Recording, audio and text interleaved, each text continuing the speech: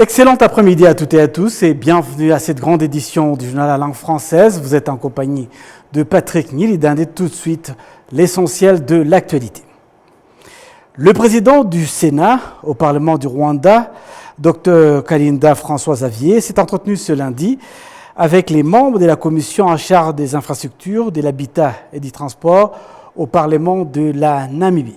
Ces sénateurs namibiens sont en visite de travail d'une semaine au Rwanda pour apprendre de l'expérience du Rwanda en ce qui concerne l'hébergement de la population citadine en situation de précarité. Le président du Sénat, Dr Kalinda François-Xavier, indique que toutes les activités reposent sur la politique, les stratégies et la législation mise en place. Suivons le président du Sénat. Nous avons parlé de nos relations bilatérales, mais aussi de nos relations parlementaires. Mais nous avons surtout parlé de la question de l'habitat, du partage des terres, et de l'hébergement des personnes, surtout les pauvres qui vivent dans nos villes.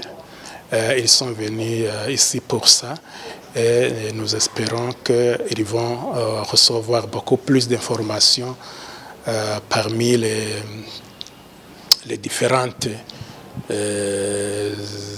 autorités qu'ils vont visiter. Est-ce que la visite a un lien commun avec les accords que le Rwanda a signés avec la Namibie au début de l'année?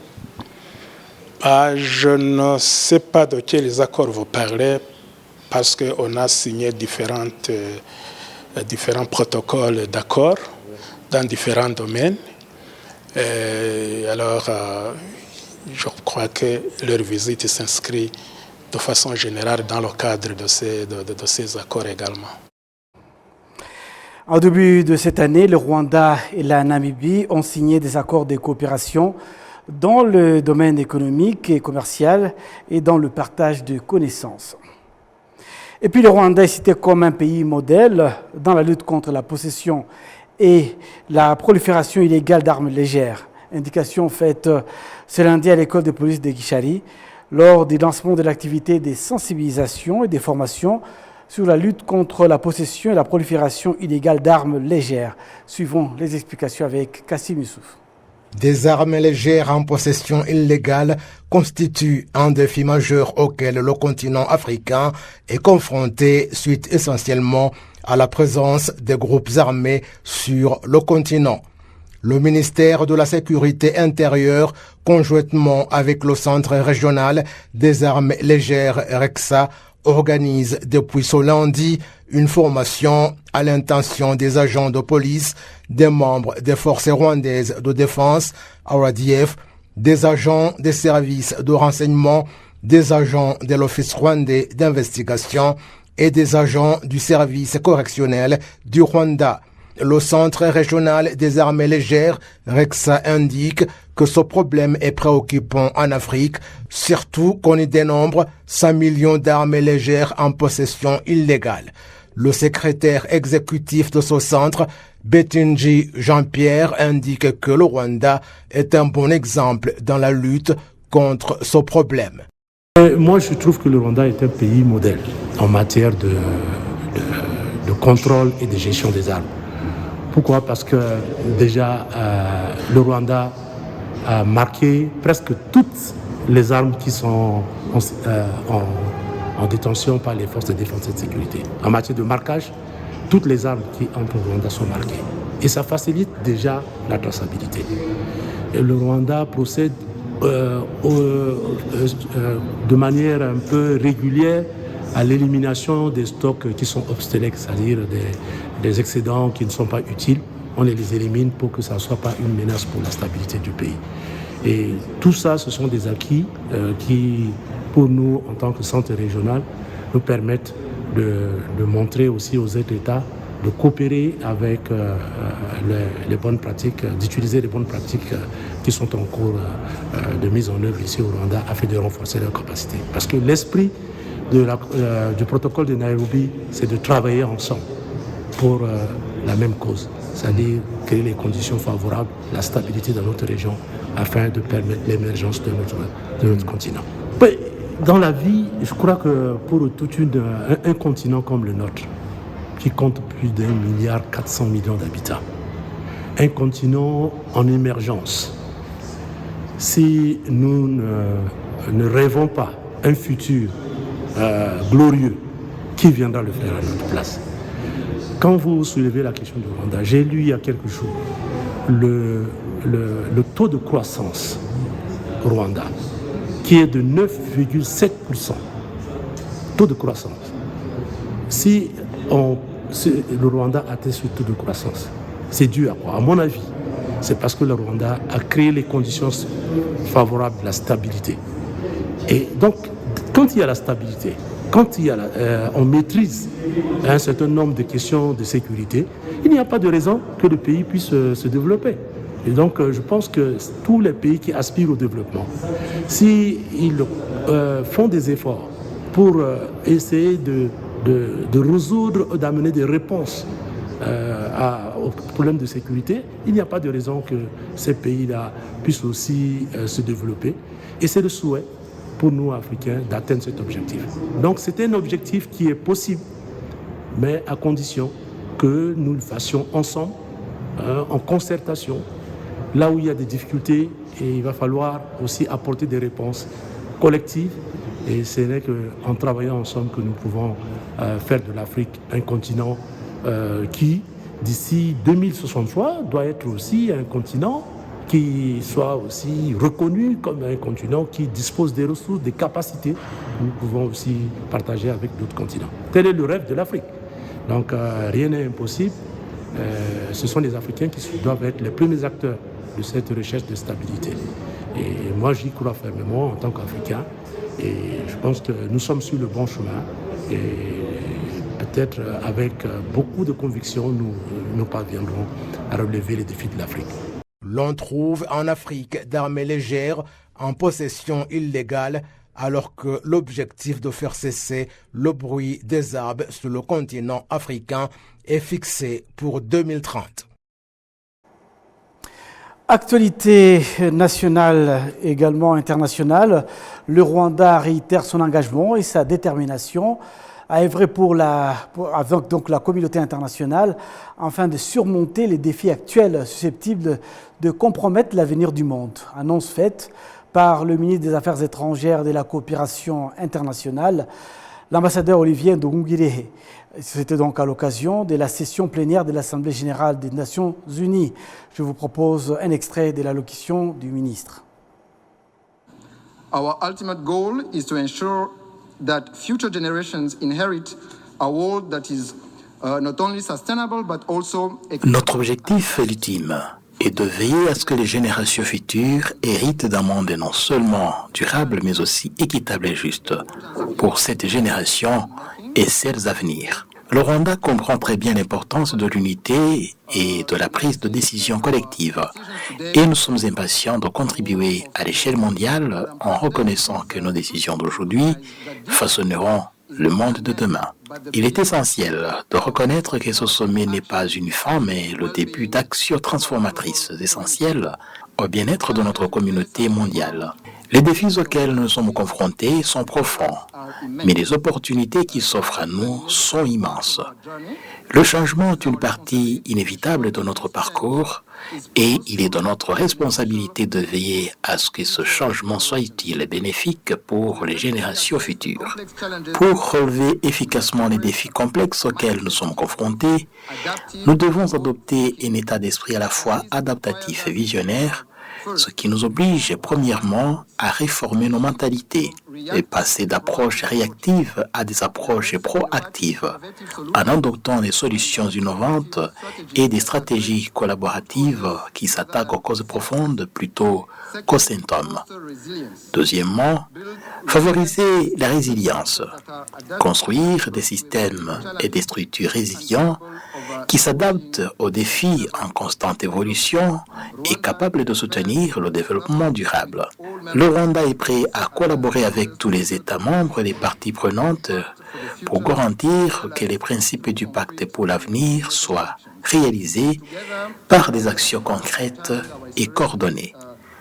Enfin, tous les chapitres du Pacte pour l'avenir soulignent l'urgence de s'attaquer au changement climatique, de renforcer les systèmes de santé mondiaux, de se préparer aux futures pandémies, de résoudre les causes profondes des conflits pour une paix durable, d'exploiter le potentiel transformateur de la technologie et de l'innovation, et de réformer la gouvernance mondiale pour renforcer la coopération multilatérale pour une gestion efficace des défis mondiaux.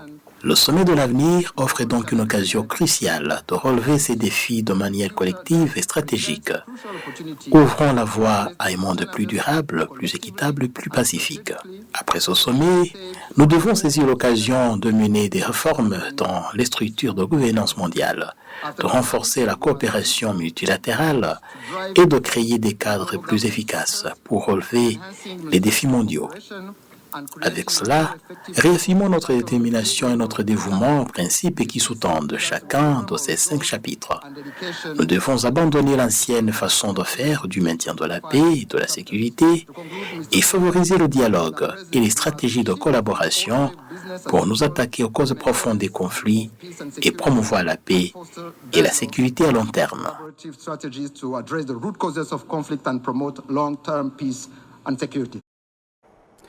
Donc, du 22 au 27 courant, à New York, se tient donc la 79e session de l'Assemblée générale des Nations unies, une rencontre mondiale dans un contexte de conflits aussi bien en Europe qu'en Afrique. Pour en parler, nous avons le plaisir de recevoir l'ambassadeur Mutaboba Joseph. Bienvenue dans le studio de la télévision rwandaise. Merci beaucoup. Voilà, donc cette 79e session de l'Assemblée générale des Nations unies se tient donc dans un contexte assez tendu, tenant compte du conflit en Europe entre la Russie et l'Ukraine. Et puis en Afrique, il y a plusieurs conflits, notamment dans la région de Grand Lac. Que peut-on attendre de cette Assemblée générale qui se tient en ce moment à New York ? Écoutez, l'Assemblée générale, c'est une réunion qui se passe chaque année et son agenda est toujours surchargé. Ce qui est amusant, c'est que certains thèmes reviennent périodiquement, signifiant que les résultats n'ont pas été atteints. Mais quand on regarde ce qui se passe aujourd'hui en 2024, on remarque que les guerres ou les conflits se sont multipliés par 2, je dois dire, si pas plus d'ailleurs, et qu'ils présentent beaucoup plus de dangers actuellement, je veux dire aujourd'hui plutôt que hier. Ce qui signifie que les membres de l'Assemblée générale, et surtout les membres du Conseil de sécurité, ont beaucoup de choses sur leur plat. Comment ils peuvent s'y prendre aujourd'hui dans le sens des relations internationales, puisque certains pays s'opposent entre eux. Donc, il faut qu'on puisse résoudre ce problème avant d'attaquer les problèmes qui sont globaux. Mais ceci, c'est encore beaucoup plus compliqué dans un climat de gouvernance globale qui n'a pas été la bonne, où on doit opérer des réformes, où on doit chercher des ressources et où on doit surtout innover, amener d'autres innovations pour qu'on puisse coopérer avec ce qui se passe dans le pays, dans le monde aujourd'hui. Donc il y a tellement beaucoup de choses qu'il faudrait considérer, mais le début de cette réunion, j'ai l'impression que ça va. Parce que quand ils se mettent d'accord avec le secrétaire général pour dire « cherchons le pacte de l'avenir », c'est-à-dire où nous pouvons tous regarder devant nous et dire comment est-ce qu'on peut chercher des solutions qui nous concernent tous et qui nous involvent, qui nous impliquent tous dans ce processus. Sans laisser une seule personne ou un seul peuple ou un seul pays dehors. Justement, à propos de laisser un peuple ou un groupe en dehors, il y a lieu de se poser la question. Dans les Nations Unies, il y a le Conseil de sécurité qui réunit les 5 membres permanents du Conseil de sécurité. Il y a l'Assemblée générale qui a une centaine de pays. Entre-temps, l'Afrique réclame une voix au sein du Conseil de sécurité des Nations Unies. L'Afrique compte 54 États et qui ne dispose pas de voix, de droit de veto ou de voix au sein de cette Assemblée. Il y a des fois, on se demande, est-ce que ces Nations Unies servent encore à quelque chose? Écoutez, les Nations Unies, il faut d'abord les mettre dans le contexte historique. C'est une organisation qui est née dans les années après la Deuxième Guerre mondiale. Les années 45. 45. Oui. Alors, ça veut dire que déjà, historiquement, c'est une vieille organisation. Deuxièmement, c'est une organisation qui n'a pas tenu compte, c'est-à-dire dans sa création, n'a pas tenu compte des autres pays, sauf les pays qui venaient d'être à la guerre et qui se sont réconciliés ou qui cherchaient à se réconcilier. L'Afrique, pour vous donner votre exemple, un autre exemple, c'est que pour l'Afrique n'était pas représentée. L'Afrique n'était pas invitée. Pourquoi? Parce que l'Afrique était sous colonisation. Alors, 75 ans après, l'Afrique dit non, vous avez accepté de nous donner l'indépendance, même si elle n'est pas totale, cette indépendance. Est-ce qu'il ne serait pas le temps maintenant que nous puissions avoir un mot à dire? Ceci a été dit et répété plusieurs fois par le UA et par l'Union africaine aujourd'hui. C'est la même organisation qui a changé de nom. Mais ça a entré dans l'oreille à droite pour sortir dans l'oreille gauche. Ce qui signifie que ce dont on parle aujourd'hui, c'est une histoire qui a eu lieu bien avant. On a entendu cette chanson, on continue encore à la chanter.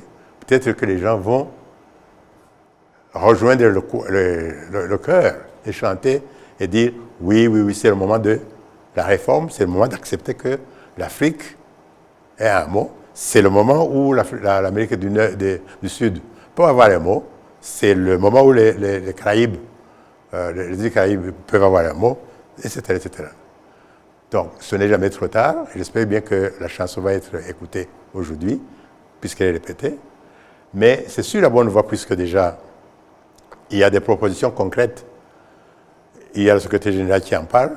Il y a les États-Unis, par exemple, qui ont donné... ils ont fait une déclaration là-dessus, ce qui signifie qu'il y a des gens qui pensent déjà à cela. Mais ce n'est que le début. Ce n'est pas la fin, ce n'est pas encore l'aboutissement. Même si on nous donne 2 ou 3 places demain, il faudra qu'on parle de prendre des décisions. Qui prend la décision au sein de ce conseil, élargi ou non? Ce sont toujours les 5. Si les 5 disent niet, ou bien no, ou bien non, pas du tout, alors à ce moment-là, ça signifie que les nouveaux membres, qu'ils soient 2 ou 3 ou 5 ou 10, ils ne pourront rien changer. Si on peut abonder dans le même sens, évoquer un peu le droit de veto que disposent ces 5 pays membres permanents du Conseil de sécurité. Certains observateurs parlent de 2 poids, 2 mesures quand il s'agit de prendre des décisions sur des conflits qui ensanglantent le monde. Des fois, certains grands parmi les 5 prennent des décisions qui les avantagent, notamment au Moyen-Orient et ailleurs. Oui, mais ça, c'est la règle du jeu. Hein. Les décisions qui sont prises au Conseil de sécurité ou bien dans des institutions internationales que nous connaissons, elles servent souvent les intérêts des uns et des autres. Et surtout, ceux qui sont les grands, ceux qui sont les puissants, ceux qui ont le mot à dire, ou ceux qui ont une gâchette sur laquelle ils peuvent toucher facilement, ou taper sur la table et se faire entendre. Ça, c'est la règle du jeu. Aujourd'hui, plutôt qu'hier, j'espère que ce genre d'injustice, que ce genre de déséquilibre des rapports ou déséquilibre de prise de décision peut changer et devrait changer pour qu'on puisse se mettre d'accord pour dire ce n'est pas que nous, il y a d'autres. Il faudrait qu'on entende le son de cloche qui est différent du son classique qu'on écoute tous les jours. Avec cette attitude, je crois que, avec ou sans veto, les gens vont changer d'attitude, ils vont changer de pratique aussi, dans le sens d'analyser les faits, de proposer des solutions. Sinon, ça sera toujours le status quo et ça revient à la case départ. Et l'Afrique, ambassadeur, si vous permettez, l'Afrique, 60 ans, plus de 60 ans d'indépendance, comment l'Afrique peut éventuellement utiliser les canaux qui se trouvent au sein de l'ONU pour faire entendre sa voix dans le concert des nations? Écoutez, l'Afrique, c'est un continent qui a le plus de membres au sein des Nations Unies. Que tous les autres continents. Que tous les autres continents. Alors, de ce fait, c'est une injustice sociale que de ne pas écouter l'Afrique, la voix de l'Afrique. À supposer que cette Afrique ait la voix, ou les voix qui peuvent se faire entendre, il faudrait que cette fois-là, les gens qui écoutent, les autres membres du Conseil de sécurité, par exemple, les membres des organisations internationales comme les institutions de Bretton Woods, la Banque mondiale, le Fonds monétaire international, etc., il faudrait qu'ils puissent maintenant changer d'attitude aussi et de mentalité pour dire, écoutez, on doit écouter, on doit tenir compte, c'est pas seulement écouter, mais il faut tenir compte de ce qu'ils ont dit, de ce qu'ils veulent, de ce qu'ils proposent comme solution. Et surtout que dans l'histoire de l'Afrique, les guerres, les conflits, etc., qui s'y sont développés, ont été toujours d'origine étrangère, pas nécessairement à l'intérieur. Alors, ça veut dire que si on contrôle les causes de la guerre, on contrôle la solution, on contrôle aussi les modalités de maintenance de ces guerres de façon continue.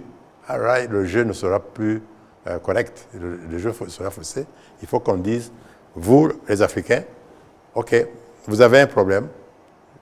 Ce problème-là, comment vous le voyez? Les causes de ce problème, c'est quoi? Je peux donner un exemple. Prenons le cas de la situation à l'est du Congo aujourd'hui. Cette situation qui perdure a des sources. Avec une présence onusienne depuis 20 ans. Ah, bien sûr. Pas seulement avec une présence onusienne, mais avec des résolutions des conseils de sécurité en un nombre que vous pouvez multiplier par 10, 80 ou plus. Résolution sur résolution, année après année, 10 ans, 20 ans maintenant, 30 ans, et rien ne change. Ça veut dire quoi? Ça veut dire que, ou bien, vous n'avez pas touché la racine du problème, ou alors, vous avez vu la racine, mais vous avez couvert de fumier pour que ça grandisse, et ça pousse, hein, attention. Si vous donnez du fumier à un arbre, ça pousse bien. Alors, si vous voyez un problème de ce genre, au lieu de le résoudre tel que vous l'avez posé, parce que c'est un problème qui n'est pas posé par les autochtones eux-mêmes, c'est un problème qui a été planté par la colonisation, et aujourd'hui ou hier, vous parlez de ce problème, ils sont sous la table. Tu ne verras jamais les responsables se mettre autour d'une table et en parler. On nous laisse la chose, et puis on dit allez-y, l'Afrique, l'Union africaine, allez-y. L'Union africaine dit Angola, est-ce que vous pouvez nous aider? Est-ce que vous pouvez parler aux Congolais, vous pouvez parler aux Rwandais, vous pouvez parler, etc. On commence à parler maintenant. Les mêmes personnes passent derrière et tirent les ficelles, dans le sens qui va continuer, qui va faire perdurer le problème. Donc, ça se recycle. Ça veut dire que ceux qui tirent les ficelles, et ils sont connus, ils se connaissent aussi, s'ils cessent de tirer les ficelles dans le sens qui les avantage et qu'ils cherchent des solutions pour l'intérêt des Africains, là, ça sera le début de la solution. Mais aussi longtemps que cela ne sera pas fait de bonne foi, ça sera difficile. Mais j'espère bien encore une fois que le pacte de l'avenir va dans le sens de obnubiler encore une fois dans l'espoir que nous avons que les choses vont changer. D'accord. Espérons que ça va changer demain. Tout à fait. Espérons. Et l'ONU, c'est déjà une vieille dame, hein, plus de 75 ans. Serait-il pas temps d'une refonte, non, un changement elle ne peut, de structure? Une vieille dame, elle veut rester jeune. Donc il faut que... Non, il faut changer d'accoutrement, il faut changer ou bien de maquillage, mais elle doit rester belle dame. Donc, ce qui signifie que ceux qui font le maquillage sont les mêmes, malheureusement. Le produit de maquillage, ce sont les mêmes qui les fabriquent. Donc, à la fin, hein, si on ne fait pas attention, et l'Afrique, et les Caraïbes, et les pays du Pacifique, etc., vont entrer en disant oui, on nous a donné des sièges au Conseil de sécurité, mais il faut qu'ils soient vigilants. Ça, c'est le mot du vieux. J'espère que, avant que je ne meure, j'aurai eu au moins la chance de connaître ce qui s'est passé comme changement dans le sens correct, dans le sens positif. Et je l'espère. Merci beaucoup à vous, ambassadeur Moutaboba Joseph. Je rappelle que vous êtes actuellement analyste politique et vous avez travaillé pendant de longues années aussi bien dans le système des Nations Unies et puis au sein des différentes institutions de l'État. Nous vous remercions de cet éclairage. C'est avec vous donc que nous allons boucler complètement cette grande édition du journal en langue française. Nous remercions donc l'ensemble de l'équipe technique qui nous a accompagnés et nous vous souhaitons une excellente fin d'après-midi.